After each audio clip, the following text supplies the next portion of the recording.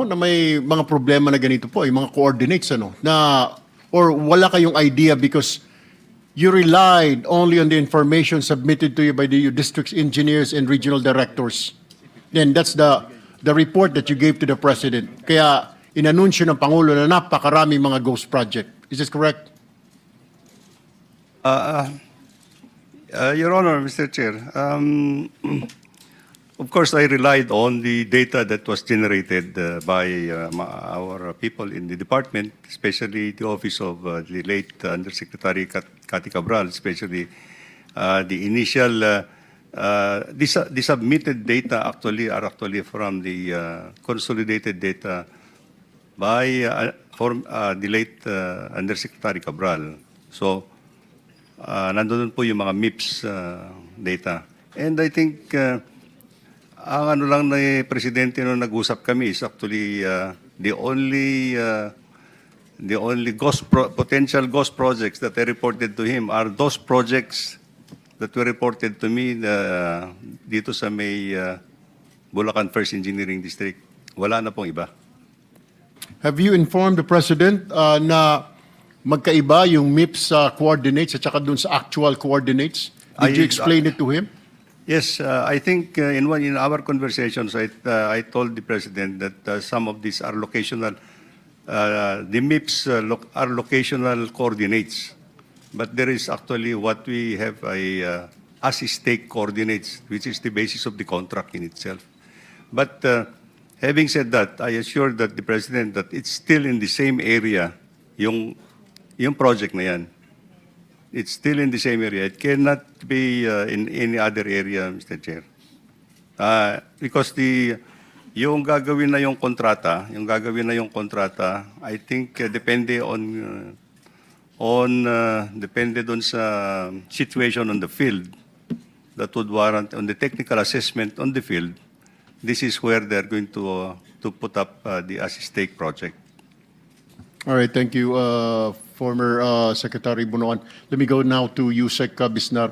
Yusek Bisnar, when you found out na meron po mga ganitong mga inconsistencies, meron pong problema tayo sa mga coordinates, na-inform po ba ang palasyo na, Mr. President, na-inform po ba ang Secretary Vince Dizon na may problema po tayo, na may mga ghost project, na hindi naman talaga ghost, pero nagawa naman pala, nasa ibang lugar lang. Were they informed, the Secretary and the President?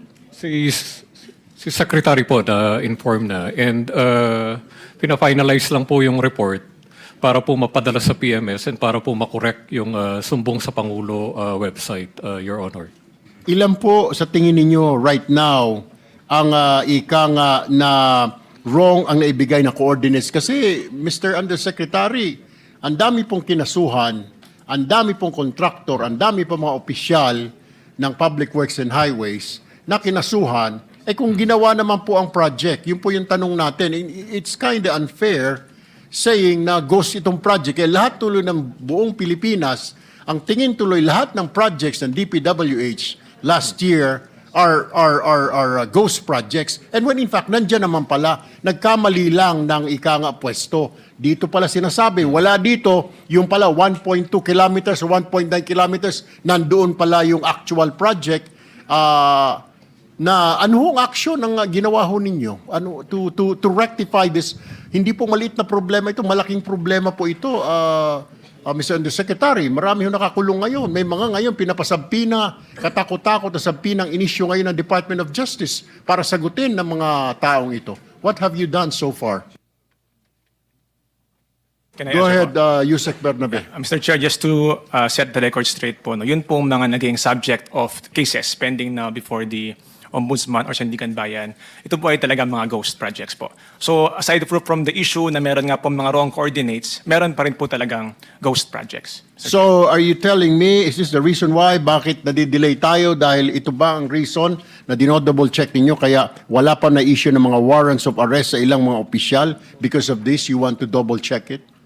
Correct, Mr. Chair. No? Kaya po medyo it takes time to validate kasi nga po hindi porket yung initial validation done by the field na wala doon sa MIPS coordinates, we have to verify po kung wala po talagang nagawa.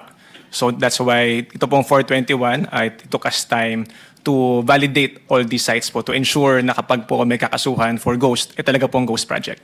You said 421, di ba ilang libo po yung nabanggit na Pangulo na sa report niya ang ghost project? Are you saying itong 421 pala na validate ninyo na correctly na talagang ghost?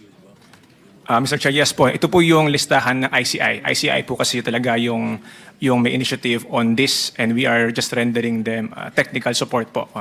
Pero po yung 421 pa due po of course to limited manpower. Yun po ang kanila munang inuuna. And then afterwards po, they will expand further doon po sa ibang mga suspected So ghosts. ongoing po ang inyong pag-check ngayon, pag-validate kung talagang ghost or ika nga nasa ibang pwesto lang, nasa ibang lugar lang na ilagay yung project or ilang meters ang layo or ilang kilometro ang layo doon sa MIPS sa coordinates. That is correct, Mr. Chair.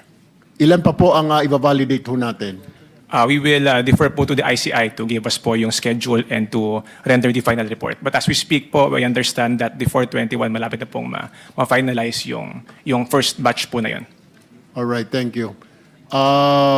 Secretary Vida, DOJ, ano hong ginagawa ho ninyo ngayon? Kasi hindi ho kaya ang problema dito dahil mali po may mga narinig po natin sa DPWH na may mga wrong coordinates. Pina-check po sa NBI teams natin, AFP, PNP.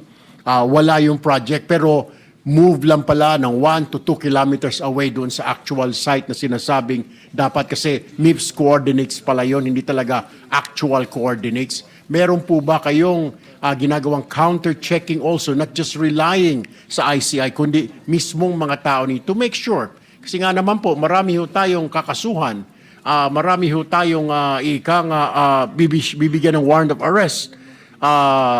What have you been doing so far dito po sa DOJ to make sure po na mabibigyan po ng hustisya ang lahat? Maraming salamat po, Senator.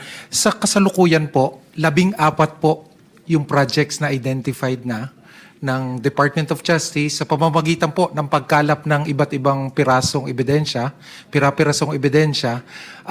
Kaya po, ito po yung nakasalang na. 14 po na projects na sa amin kami po ay kumbinsido na ghost projects. Ito po ay hinugot dun sa unang listahan po na 421. Dun sa iba po na 421 projects, hindi pa po kami kumbinsido na ghost projects sila at patuloy po kami nagkakalap ng iba't ibang ebidensya para masigurado siyang ghost project. Pero sa kasalukuyan po, tulad po yung sa 14 na yun po, yung 2 po nun, kasalang na po sa Sandigan Bayan. Yung so 14, 2, yung 12 nakasalang po yung sa isa pong batch, yung involved po yung Sims Construction Trading, may 3 kaso din po 'yon. Nakagayak na po na maglabas ang DOJ ng resolution para ipasa sa Office of the Ombudsman para timbangin kung ito'y aaproba ng Office of the Ombudsman. Sumunod po, may 6 na project din po na involve po ang Wawaw Construction at Top Notch Catalyst Builders na ito rin po ay tinuturing naming ghost projects. Ito po ay nakasalang pa ho sa PI, preliminary investigation. Tapos may 3 pa hong high-value cases na involving ang kinaso naman po na nakasalang na PI ay plunder po. Para po sa kaalaman ng lahat, ang PI po ay preliminary investigation.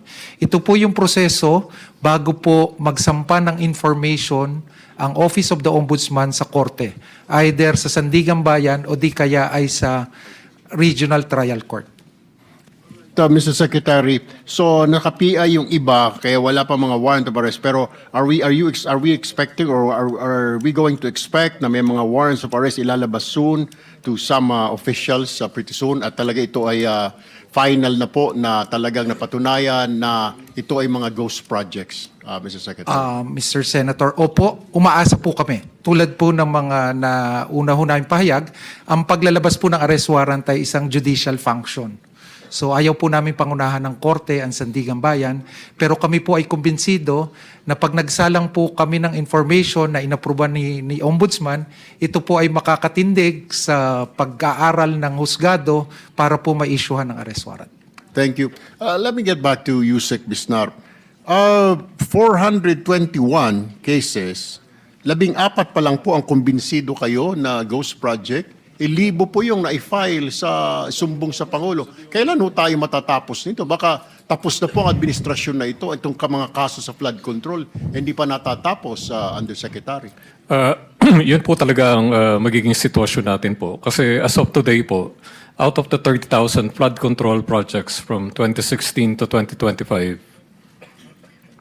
out of the 30,000 flood control projects po from 2016 to 2025, ang na-inspect na po ng AFP, PNP is 10,238.